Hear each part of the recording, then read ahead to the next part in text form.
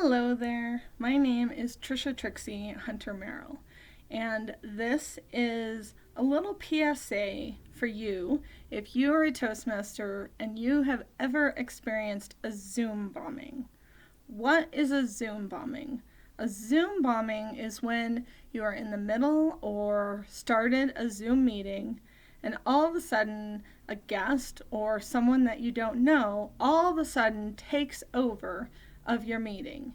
Next thing you know, there's images that you really don't want to see, people are saying things that you really don't want to hear, and they might start taking control of the screen. These are not fun events. It can be very disturbing, it can really rack your brain, and it can be quite upsetting. Not to mention, what happens to your meeting? It goes awry. And if you've had any guests, they think, what just happened? You don't want to present a bad image for Toastmasters, and you don't want to present a bad image for your club or your district or division or whatever leadership team was running that Zoom. I am the Zoom support for District 26 Toastmasters, and I've been using Zoom for quite some time. Many of us have started using Zoom this year, and unfortunately, a few of us have been a target of a Zoom bombing. But did you know that there's things that you can do? Yes. First of all, I want to share with you a couple of tips. One of the tips that I want to share with you to start is to update your Zoom client. If there's newer versions that Zoom has launched and you have not updated your Zoom client, please make sure that you have done that. It's super important that you have the most current updates because Zoom has many of these protections already in place that you might not know about. Lots of people say don't share Zoom meeting links. Well, I have been in public relations, marketing, and social media for years, and I've often shared Zoom links. However, there's different versions of Zoom links.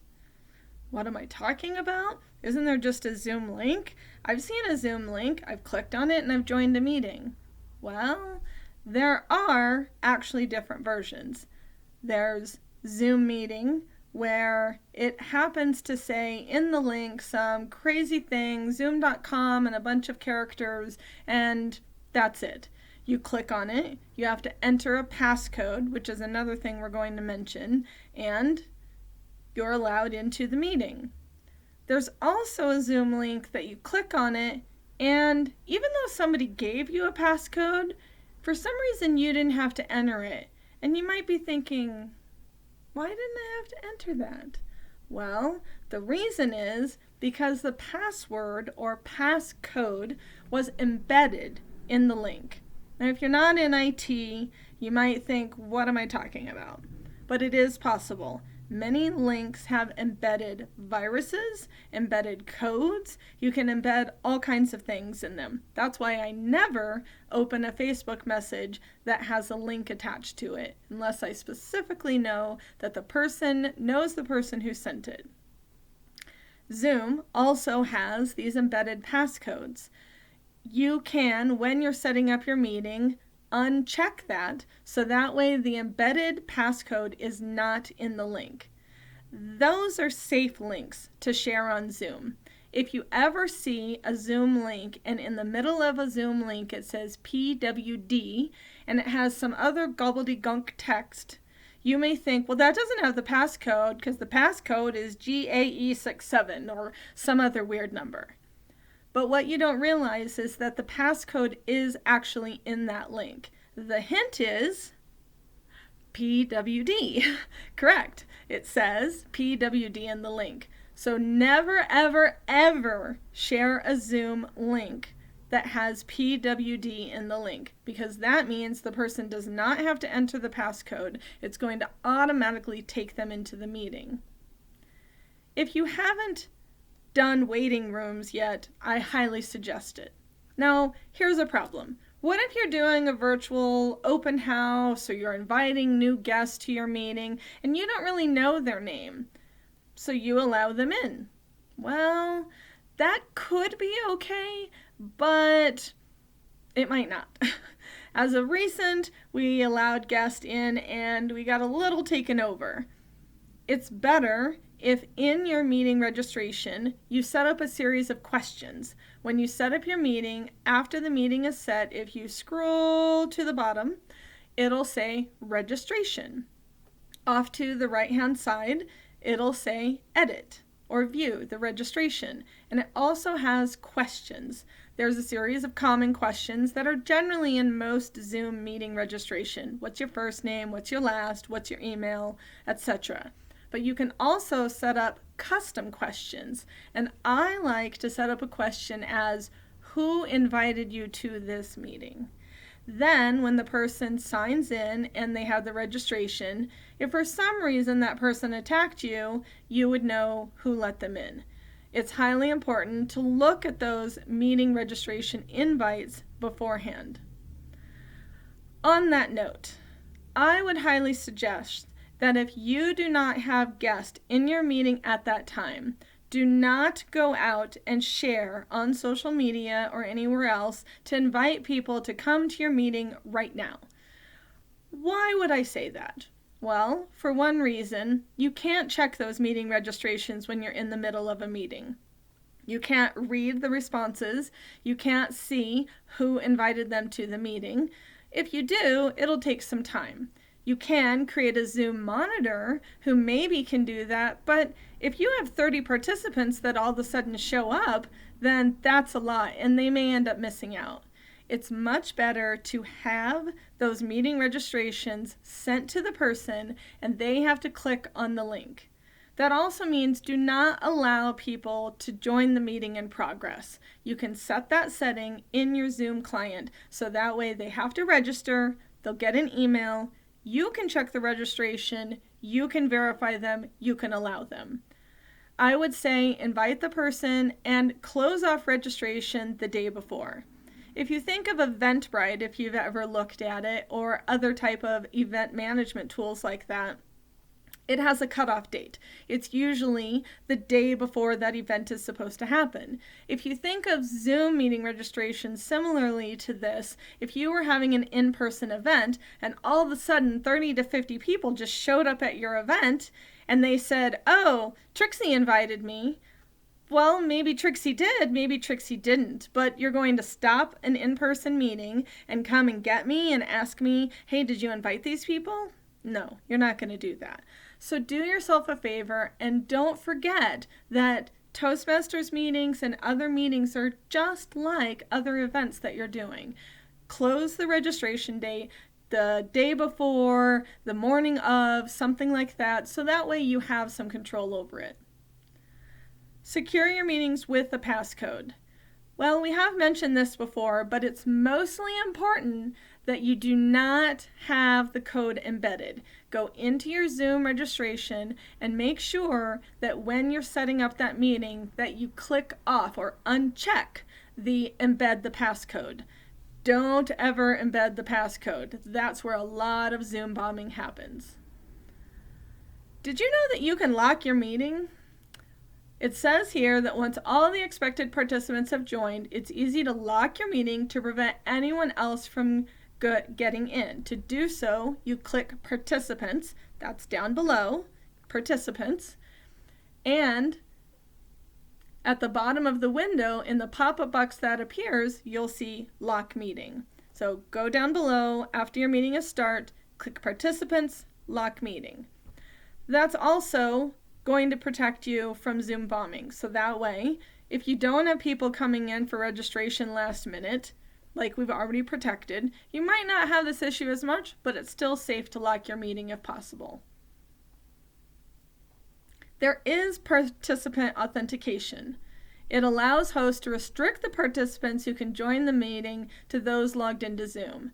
If a participant isn't signed in or is signed in with a different email address, they can't get in. It's just that simple.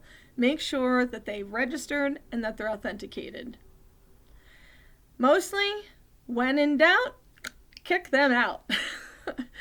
It's really important that you have a Zoom monitor. You may think, I've got this. I've totally got it under control. We don't need a Zoom monitor. However, if you're the person leading the meeting or you're also a leader in that meeting, you've got enough to worry about. Whether you're the president or you're the Toastmaster, you don't want to have to worry about all of a sudden managing the Zoom. Zoom on its own is its own unique entity. I, as PR, highly suggest that you assign a Zoom monitor. I don't care if you've got 8 people in your meeting or 108 people in your meeting. Assign a Zoom monitor. Teach people how they can do this. Unfortunately, it looks like we might be having Zoom Toastmaster meetings and leadership trainings for at least another 6 to 8 months coming into our new year. If we're lucky, it'll be sooner than that, but let's make sure that we're all ready. Make sure that you have a Zoom monitor. Teach people how to use Zoom. Show them the Zoom help tools and the help desk. Get on a Zoom with them and share your screen and show them how to lock things, how to participate things. Even better is put a call out for action. Hey, does anybody in my club know Zoom really well? I really need a Zoom monitor. One of the great things is building our team in Toastmasters, whether it's in our club, our district, our division, and so on. There's a lot of unique type events and roles that are in Toastmasters that aren't a registered role or that aren't a classified role. Zoom monitor right now is one of those. Do I think it's highly necessary? Yes, I definitely do. I think it's highly necessary that you have a Zoom person. There are a couple of other things that you can do, like allowing only signed-in users to join. You don't allow guests to join without signing in. We've talked about locking the meeting, and when in doubt, kick them out. You can turn off the file transfer. You can turn off the annotation. You can turn off participant screen sharing. You can even put participants in on hold. You can disable the video and you can mute participants. You have a lot of control as the Zoom monitor. A lot of that can be set up as the person who is starting the meeting. If you are starting the meeting, make sure that you protect yourself. You may want to have it open because, yes, you know that so-and-so is going to be sharing when they come to Toastmasters, or we're going to be sharing our screen in a leadership meeting.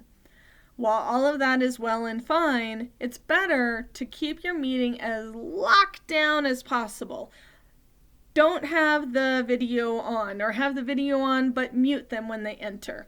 Lock it down. Make sure that the screen share is locked down.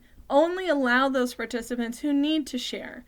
The reason why that's important is because if a guest who wasn't allowed in the meeting comes in and you have screen sharing locked, no Zoom bombing. If you have screen sharing open, bum, bum, bum, bum, bum, bum, bum, bum, bum. Do you get my point? Good. It's highly, highly important that you as the person who are creating the meeting check all the boxes. Check.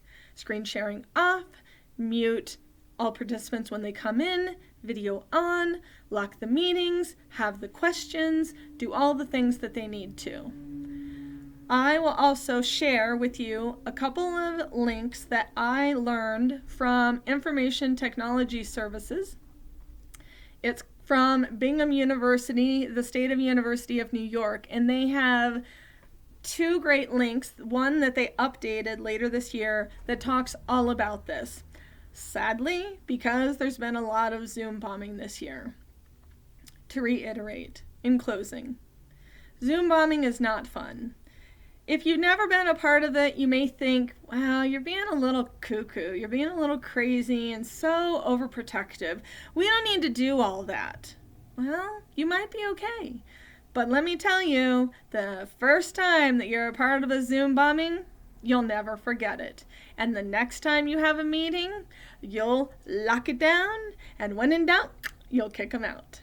I hope that this little Zoom video has helped you. Jacqueline L. Smith and I have spoken, and I asked her if she'd like a little video to be able to help our district and help others in the Zoom land, and she said yes. So that is why this video was created. My name is Trixie Hunter-Merrill, past Public Relations Manager and your Region 4 Public Relations Manager. Brand new role for me and brand new role in Toastmasters. I hope that this is something that will help you in your Zoom land and your Zoom world. If you have any questions, let us know. Otherwise, I hope that you are safe and protective and you are never a culprit of Zoom bombing. Talk to you later. Trisha Trixie, over and out.